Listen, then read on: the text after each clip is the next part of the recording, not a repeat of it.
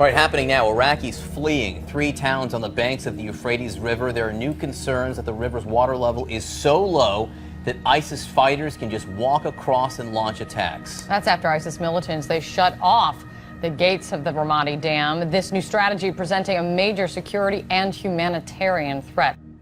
And the 6th angel poured out his vial upon the great river Euphrates, and the water thereof was dried up, that the way of the kings of the east might be prepared. And I saw 3 unclean spirits like frogs come out of the mouth of the dragon, and out of the mouth of the beast, and out of the mouth of the false prophet. For they are the spirits of devils, working miracles, which go forth unto the kings of the earth and of the whole world, to gather them to the battle of that great day of God Almighty. Behold, I come as a thief. Blessed is he that watcheth and keepeth his garments, lest he walk naked, and they see his shame. And he gathered them together into a place called in the Hebrew tongue Armageddon.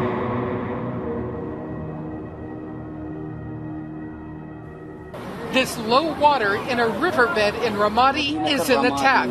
ISIS has closed off a dam north of the city. Water, the ultimate weapon in this blistering desert.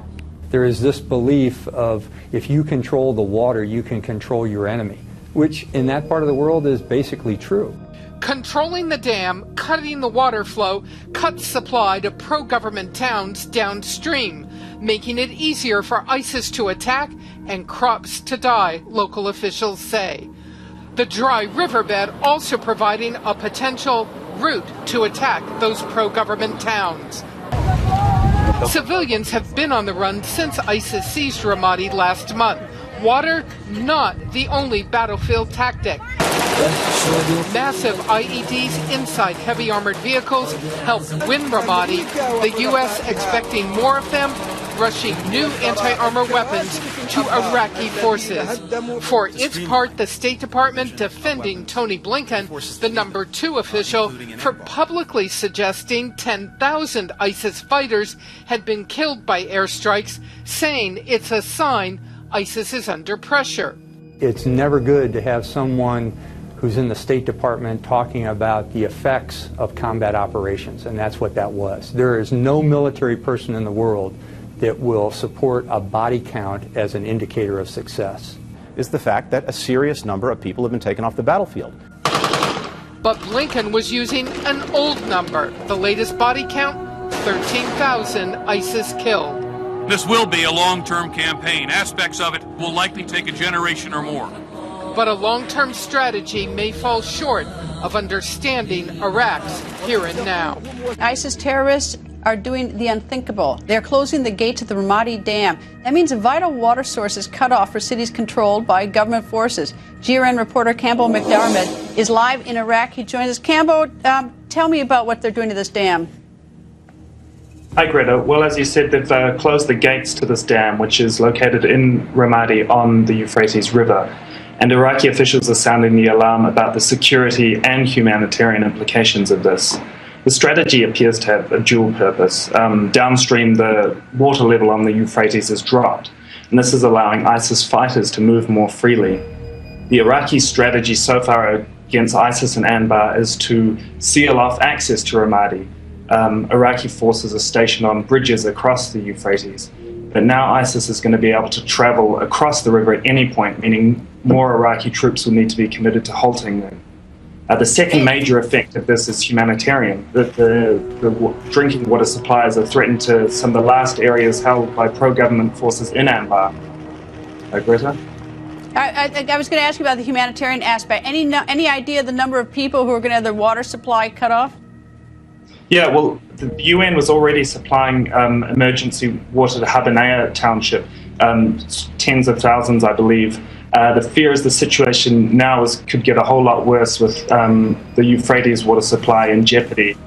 Iraqi officials are releasing some water from the Habanea lake downstream so that southern provinces will have some flow still coming through, but they said this is a temporary solution only. It'll only last for a few days. So they are saying they need to either retake the dam, which is going to be difficult because it's in Ramadi, or maybe destroy it with airstrikes.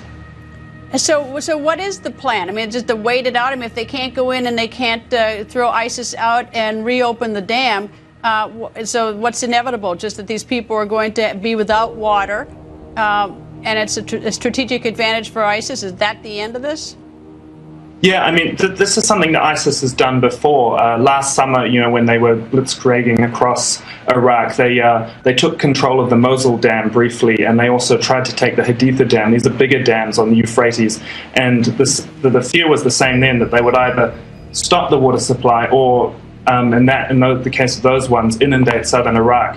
So we saw then that it was imperative for them to retake these dams, and in that case, U.S. airstrikes were helpful in enabling the Kurds to recapture the Mosul Dam and to prevent ISIS from taking the Haditha Dam. Greta? Campbell, thank you. ISIS cutting off a vital lifeline to thousands of people. The militants have shut most of the gates to a dam in the Iraqi city of Ramadi, that's right along the Euphrates River. And the move by ISIS could make it easier for it to attack towns downstream. CNN senior international correspondent Nick Payton-Walsh live in Baghdad to tell us more. Hi, Nick.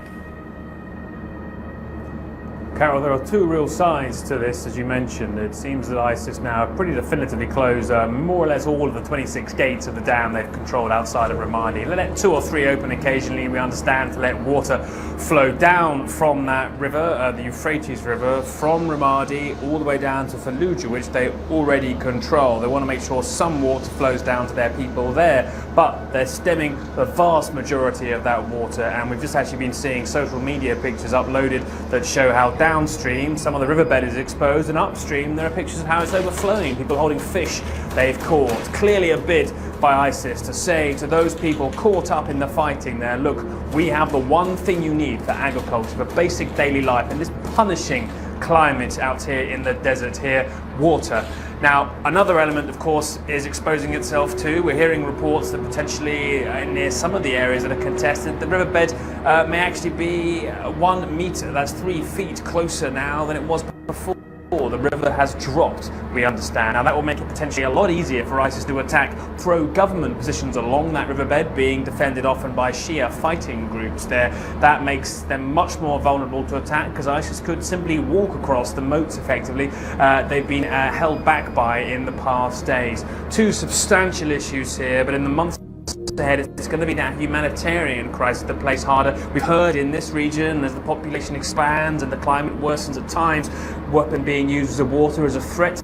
Now we're finally seeing it. This emerging, though, on a day in which the United Nations calls for nearly $1 billion immediately to assist the 8 to 10 million people urgently in need of assistance right now, just in Iraq. That's how bad the crisis is. This water crisis unfolding around Ramadi, a part of that picture. Carol? All right, Nick Payton-Walsh reporting live from Baghdad this morning. Thank you.